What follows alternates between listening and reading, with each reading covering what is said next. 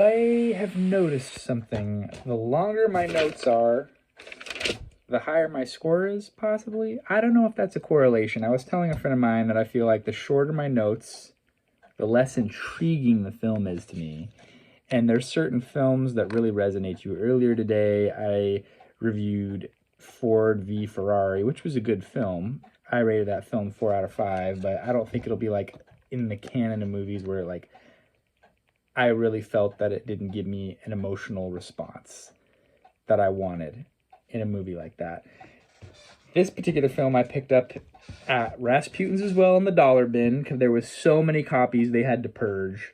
First Blood, starring Sylvester Stallone, 1982, and I have never seen this film. It was a first watch for me. This is the Ultimate Edition on DVD with original, restored, first time ever alternate ending.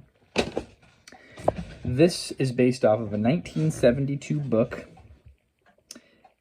by David Morrell, and the book was written during the Vietnam War. It's basically about this guy, John Rambo, who's a Green Beret veteran. They mention that he's a Congressional Medal of Honor winner from Vietnam War. They wanted to make this film in the 70s, and the film rights changed hands a bunch of different times, bunch of different rewrites. At one point, either Robert De Niro or Clint Eastwood were going to play the Rambo character, and then fast forward, director Ted Kotcheff was attached to earlier versions of the film in the 70s. He ends up directing the movie. 93-minute runtime. And this film is a revolutionary action film, they said. They said it's kind of like one of the greatest action films of all time. It was a sad movie. I read this book last year about Vietnam veterans. It was some pulp fiction. It wasn't a pulp fiction, but it was some cheap paperback book about guys in the army, and then it found all these guys 10 years after Vietnam and kind of followed up with them. Some of them had died from drug overdose. Some of them had died by suicide. A lot of these guys were really messed up. And so, too, with the John Rambo character, you see these PTSD, lots of flashbacks, experiencing just horrendous things, touches on how he came back from the war, and it was just not treated well by society. So the movie was not made in the 70s. It was made in the 80s, like I mentioned, 1982, and we get the version that we have today. And I loved this movie, and I look forward to watching the other 4 parts of this film, because I believe there's 5 of them, and I did buy part 2 right off the bat. They had both of them. I'll need to buy the rest. So anyway, this movie had a $15 million budget. It was shot in Fraser Valley, Canada. They say the film takes place in a place called Hope, Washington, British Columbia, and is where the film was shot. Interestingly enough, they had to import a ton of real military hardware.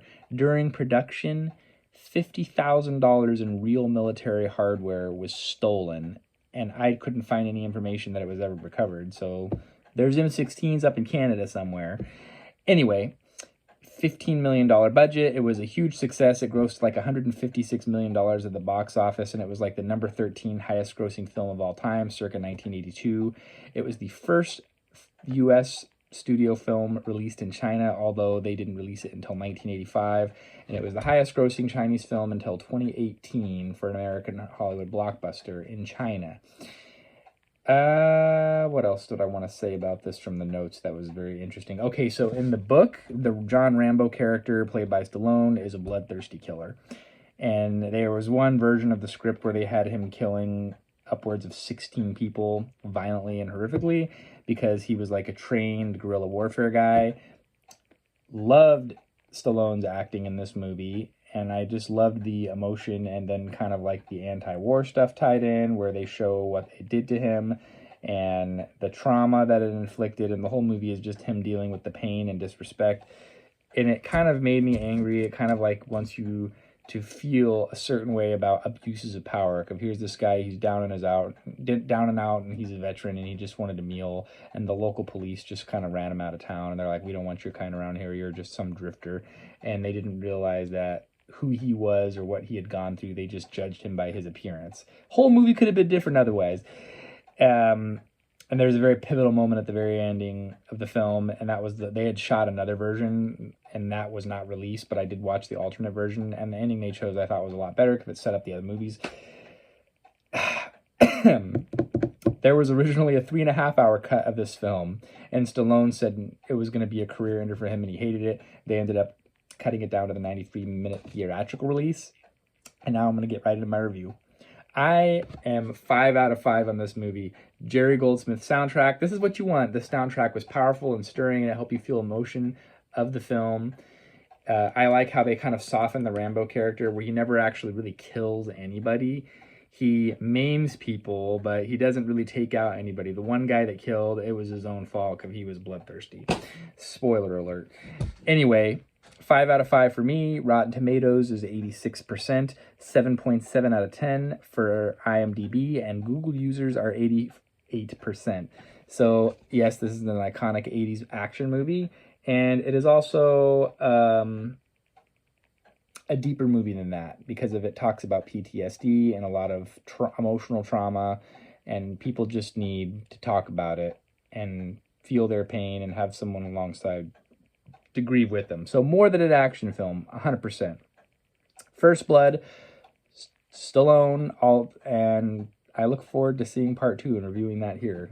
I don't know if I'll review all 5, but I like what I've seen so far. Let's hope they stay on track and quality and don't kind of lessen over time like some franchises do when they're too drawn out. Until next time, we'll see you then.